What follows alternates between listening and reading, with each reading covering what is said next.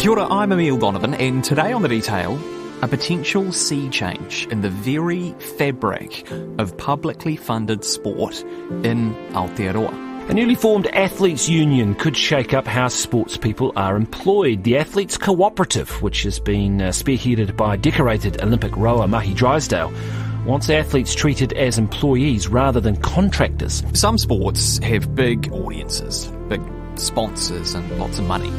Think rugby and cricket and football and so on.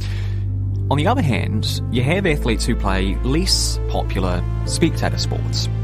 Cyclists, for example, and sprinters and pole vaulters, and rowers. And these sports tend to be focused on the individual, and the athletes tend to be funded through taxes, grants from High Performance Sport NZ, which gives out millions of dollars to hundreds of athletes every year. The thing is, they don't get that much money. The base training grant is just $25,000 a year, and these are, remember, the people who hope to one day win us medals at the Olympics.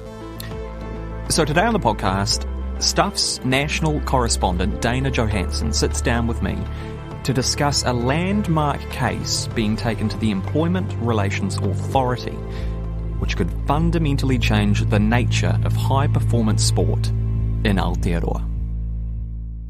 It really has been brewing since about 2018, which I call kind of New Zealand sports year of reckoning, when we had a series of really high-profile reviews into environments like Cycling New Zealand for the first time around. Cycling New Zealand says it accepts the findings of a damning review of its high-performance track program and has apologised for its failures. Independent reviewer Michael Heron QC has found a culture of bullying, poor behaviour, a lack of accountability. The Black Six women's environment. Hockey New Zealand will take a look at their own structures after a former player claimed she was unhappy with the environment within the Black Sticks setup, and it forced her to end her international career. The Football Ferns environment. It's no surprise today that Andreas Haraf decided to leave. He was left with no option after members of the Football Ferns wrote a letter to New Zealand Football complaining about his dictatorial approach to coaching. And even behind the scenes, like triathlon and rowing and canoe racing, were dealing with their own athlete welfare objectives.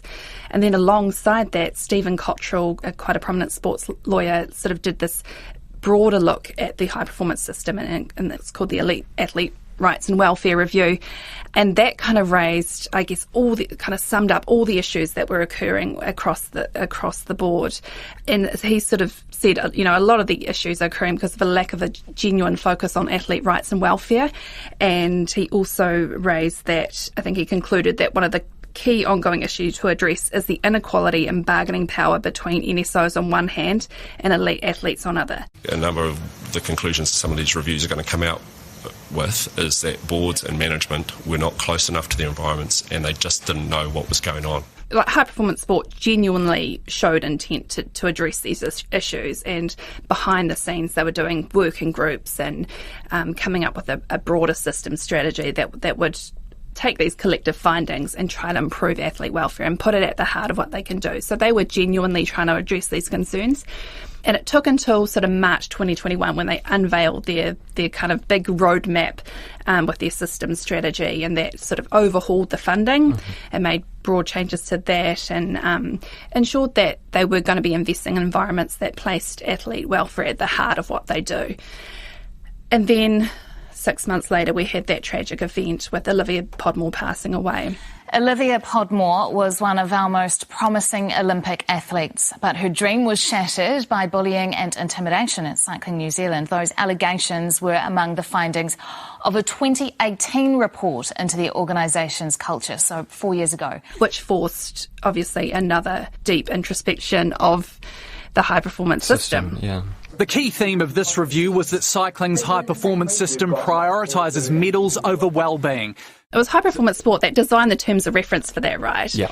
And so it's interesting that they did that because they obviously thought they'd already found the solution to the great philosophical problem that faced high performance sport, and that was like sort of medals before welfare. So while they're trying to implement all these new changes, a review is running alongside it, already raising issues with these changes and finding gaps with the changes they're trying to implement. Yeah, among those changes, sort of setting up a like an Athlete's Voice kind of organisation, but one that would be funded by High Performance Sport NZ. So it's nominally arm's length away, but it does still rely on HPS NZ for funding, and they're building the aeroplane as they're flying in it, and then they've also got airplane experts critiquing the design of the airplane at exactly the same time.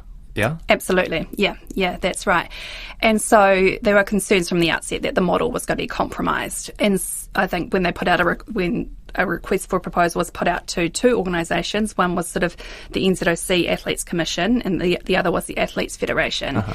The Athletes Federation, which are kind of a conglomerate of all the players' associations and have wield huge power in terms of athlete advocacy, they said, we don't think this is the right model. We don't want to be involved with it. Mm-hmm. And then other athletes caught on to that and said, yeah, we're not sure if this is the right model either. So a group of rowers and cyclists found a kind of natural alignment there and have taken on forming their own union. High Performance Sport NZ is remaining tight-lipped about proceedings a new athlete union is taking against it. Rowing great Mahi Drysdale is spearheading an employment case that could have major implications for the sports system. Let's talk about that element of things, because the union that has now been formed, the Athletes Cooperative, this concerns cyclists and rowers. And even in the wider sort of story, we're not talking here, are we, about like rugby players or cricket players or football players or netballers. We're talking about athletes who receive High Performance Sport NZ funding. Is that correct? That's right, because I guess the real gap in the system is while some of those bigger sports like rugby and cricket and netball and even hockey, they have their own players' associations which are able to collectively bargain on behalf of these athletes and ensure that their rights and obligations are being met. There's this massive gap where you've got all these high-performance funded athletes that are expected to be ambassadors for our country and dealing with huge pressures of high-performance sport. They don't have a voice in the system. Mm. So that is really where the gap exists and what these this group is trying to address. And is the reason for that the sports in New Zealand that do have players' associations, we're talking rugby, netball, football, cricket, these are professional sports. They are sports that have broadcasting deals that deal with a lot of money. There are commercial imperatives. They get paid lots of money and so on and so forth. The athletes who are funded by High Performance Sport New Zealand tend to participate in sports that don't have the same spectator appeal, that don't make the same amount of money and don't really have the same level of commercial financial viability. Yeah, I think probably the biggest sleight of hand the government pulled off in creating the system is they essentially have professionalised sports that have no professional appeal. Yeah, okay. So the infrastructure around these sports is hugely professional. I mean, you've got high-performance directors and analysts and performance psychologists, nutritionists, physios. This entire sort of cottage industry was created around these sports, and, half of them are getting, a lot of money, six-figure salaries for most part. And then you've got athletes, the whole reason this system exists and the whole reason these people's jobs exist, who are not well funded. Mm. And they're signing these athlete contracts, which multiple reviews have said unacceptable in terms of the power imbalance. They impose far more onerous terms and conditions and obligations on the athletes than they do the sports bodies themselves. And so this is really about redressing that power imbalance. Right, I see. And so, and because, let's take rugby for example, because the rugby players have a union and a strong union, that means that it can negotiate from a position of strength and get favourable terms for its players. The argument of these athletes, High Performance Sport NZ funded athletes, is that they don't have a collective voice, and therefore the terms that they are almost obliged to sign, given that the funding for them pursuing their career comes from government, they don't have as much heft in negotiations, is their perspective. They don't have any heft in negotiations. Like if a athlete contract is put in front of you and that's your only pathway to wearing the fern and representing your country, you're not really in any position to question the terms and say, should you have the right to use my image and things like that. So that's why they need a body that is truly independent and genuinely empowered to exert real authority and control and be able to sort of find some clear middle ground. A lot of it's come down to the funding, or a lot of the stories have focused on the funding, and the athletes don't get, and for the most part, don't even meet minimum wage requirements. But a lot of it is to do with other terms and conditions and having the same protections as employees might, because they feel like they're treated as almost disposable commodities in the system, and so just affording them a lot more rights and protections and coming up with an agreement that's agreed upon collectively rather than imposed on the athletes. When you say other things beyond just the funding side of things, what are you talking about there? If you look at what the issues that have come up in these multiple reviews, or some of the complaints that the athletes have raised, they talk about things like selections. In the area of selections, I guess we're talking about things like athletes not going to big events because they don't meet a likely medal or a likely top 8 place criteria that's put in place. Are we talking about those sorts of things, sort of seemingly arbitrary reasons to send or not to send athletes to big events? Even if they're really good at what they do, that kind of thing? Yeah, or more about the way selections are communicated with athletes, right. Coming up with, sometimes athletes feel like the goalpost shifts a lot of the time. They don't know whether what they're supposed to be meeting. One of the key obligations on NSOs that is in the athlete contracts that as they exist now is providing individual performance plans, but you speak to a lot of athletes, they don't have an individual performance plan, and just the ability to raise a personal grievance is probably the key one, right. and just having someone to represent you and be your voice in the room. So the athlete's point of view is basically that the stuff that they do in the environment around the training regime and competitions and funding and so on and so forth, this is akin to a workplace, but there aren't the same minimum standards in place that an employee of a company would be entitled to under employment law. Absolutely, yeah. Can you tell me, someone who receives HPSNZ funding, how do they get paid? How does it work financially? Do you know? I understand that they have a funding agreement with both High Performance Sport New Zealand and their NSO. The NSO being? The National Sporting Organisation. Right. So, this is going to be one of the key challenges, I think, for the legal team representing the athletes to overcome, is that it can clearly be argued that the relationship between athletes and the sporting organisation is one akin to an employee-employer model. But they're taking a step further, and they're saying they're taking High Performance Sport New Zealand to the ERA. And so I think clearing that hurdle and arguing that they're effectively employees of High Performance Sport New Zealand will be the difficult barrier to clear. Obviously, High Performance Sport's position is they're not our employees. We provide them with a grant, not wages. So it's going to be a fascinating test case, I think, and it's definitely one that's going to be watched around the world. You've seen already sort of these global athlete advocate groups have been sort of talking about it within their networks and watching very closely, because it could, have set a massive precedent, not only for New Zealand, but also overseas. Oh, look, I think there's always scope to look at these kinds of things. And I think with sports in particular, we see the rugby players as employees. So New Zealand Rugby Union employs the rugby players, and they bargain collectively for their terms and conditions. So we do have a model of an employment relationship within sporting in New Zealand. I think the fact that the cricketers are independent contractors tells you there is no consistency, though. I think it's sort of a surprise that one of our major sports has an employment model and the other one has an independent contractor model. But the fact that the rugby union has an employment model does indicate that there may well be scope for governing bodies to employ athletes and other codes as well.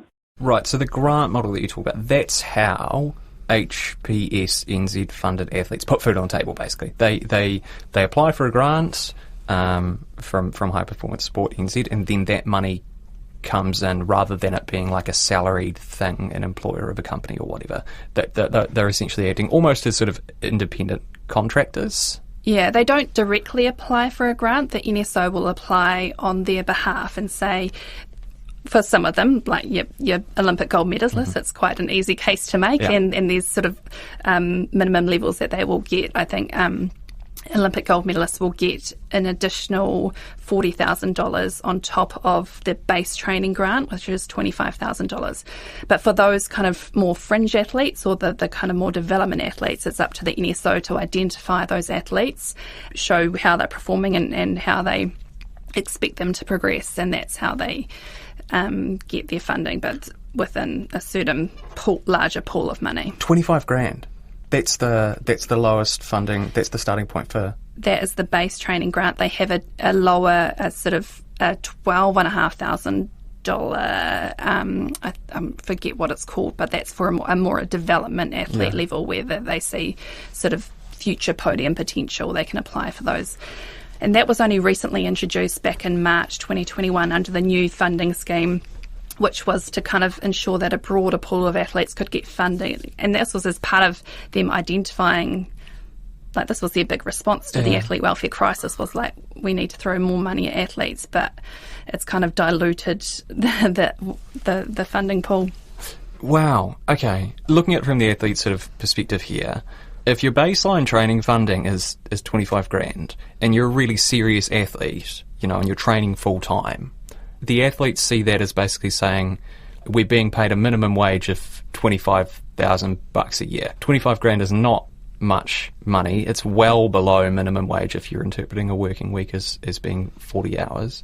But if it's up to us to advocate by ourselves, that's unlikely to change on a wide level. We want to band all of our voices together. Is that essentially it? We've heard stories of athletes that haven't been able to put fuel in their car one week because they've run out of money, or not being able to feed themselves properly. So I think a lot of it does hinge on just being able to have some level of financial stability. Recognising, of course, that from one year to the next, if you're deemed not to be performing or meeting your performance objectives, then that funding is cut. There's no parachute clause. So a lot of it does hinge on just providing a better, more financial stability for these athletes and ensuring that they can have money to live. And, we're expecting these people to go out and represent our country to a high standard. And if they're worrying about where their next meal is coming from, that's not conducive to creating a strong performance environment. The thing that this sort of reminds me of a little bit is a lot of writers and artists get by on, for example, grants from Creative NZ. So it would be similar in I don't know how clued up you are on employment law. It's very impressive if you are, but would it sort of be like if the various artists and writers who essentially rely on grants from Creative NZ to live were to band together and say, we want some minimum employment standards as well, kind of similar to that in a way? Yeah, and I suspect that might be an argument that High Performance Sport New Zealand lean on, and that if we're going to deem our elite athletes to be employees, where does that leave agencies like Creative New Zealand and Ballet and Symphony and all those types of grants? Are they then going to be in the same position, and what sort of precedent does it set for other people that rely on funds from government organisations? So this case has gone to the Employment ERA, the Employment Relations Authority, or the Employment Court? The Employment Relations Authority, which I think is the first step. I wouldn't be surprised if it does wind its way to the Employment Court. Yeah, there is some high-profile lawyers involved here. Do we know what the Athletes Cooperative has asked for from High Performance Sport NZ? Well, at this point, they haven't been able to ask for anything because they haven't got to that point. They attempted to enter into collective bargaining. High Performance Sports said, we can't negotiate with you, we're not your employers. And so now that is being tested through the Employment Relations Authority. I think what they are seeking in general is, as we talked about, greater financial stability, but also they want to say and how the system is designed and being able to properly negotiate as if it was a genuine employment environment. Meanwhile, as you mentioned earlier, High Performance Sport maintains that these athletes are not employees, and so this negotiation shouldn't actually happen in the first place.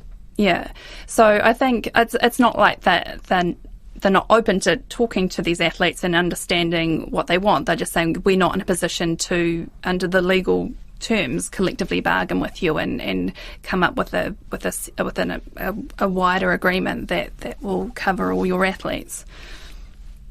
I mean, what do you've covered sport for a long time. You're one of the very best in the business in this kind of area, particularly pertaining to, high performance sport athletes and not just the big ticket rugby, football, cricket kind of stuff. You know a lot of these athletes. What do you make of all of this? Oh, I just think it's fascinating. I love a good courtroom drama. Yeah.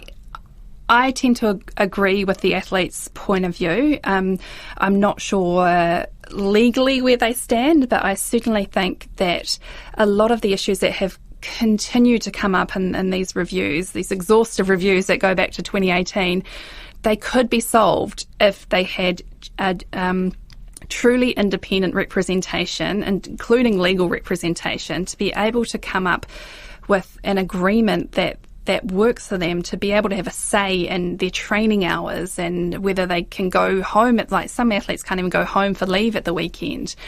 As I say, I just think that a lot of it could be solved if they were considered employees.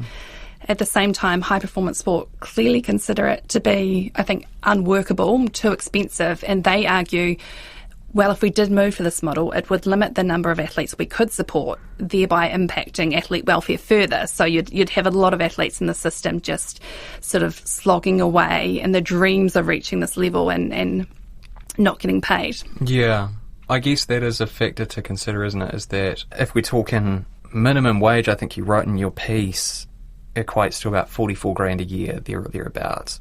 And athletes subsisting currently off 25 grand a year and whatever they can scrape together from part-time jobs and so on and so forth, like making up that 20 grand differential from High Performance Sport NZ's perspective would require either a significant boost in funding or cutting the number of athletes that it's able to support. Mm-hmm. Yeah. Or I'm not sure if they're arguing for minimum wage itself, but it might be sort of mandating hours so that can allow them to work part-time, because currently it doesn't. I think High Performance Sport will argue that they can, and they will lean on certain examples of where athletes have been able to work part-time. But if high performance sport is all consuming, and so yeah, I mean, come on, it's high performance sport. You got to try. You got to train for that. Oh, absolutely. And I mean, you talk to athletes, and even those that might have the time, like their entire day is structured around the next training. Yeah. So, they might train in the morning, then do a gym session, and then they might have, a lunchtime and a few hours off in the afternoon. But that whole time they're thinking, I've got to make sure I'm fueled properly for the next training session. I don't want to, I don't want to be too busy or stressing myself out too much. So they're making sure they're relaxed and just watching Netflix or reading or chilling so that they are preparing well for their next training session. And if you, I'm sure it is possible for them to work, but whether that, as I say, conducive to a high performance environment, I don't think that's the case. I think that the case that the athletes have is quite compelling in the sense that what the Employment Relations Authority are going to look at is the true nature of the relationship between athletes and NSOs and High Performance Sport New Zealand. As I say, I think that the more challenging hurdle to clear will be making the case that High Performance Sport New Zealand are the employers as opposed to the NSOs that their contracts are with. But I think it was clearly a strategic decision to take this case against High Performance Sport New Zealand as opposed to Cycling New Zealand or Rowing New Zealand. So obviously that's something that the legal masterminds are clear on and have an argument for. So it would be interesting to see how it plays out. That's it for today. I'm Emile Donovan. The Detail is public interest journalism funded through New Zealand On Air and produced by Newsroom for RNZ. You can get us downloaded free to your mobile device every weekday from any podcast platform. Today's episode was engineered by Rangi Poick and produced by Sarah Robson and Bonnie Harrison, and thanks to Dana Johansson. Mā te wā.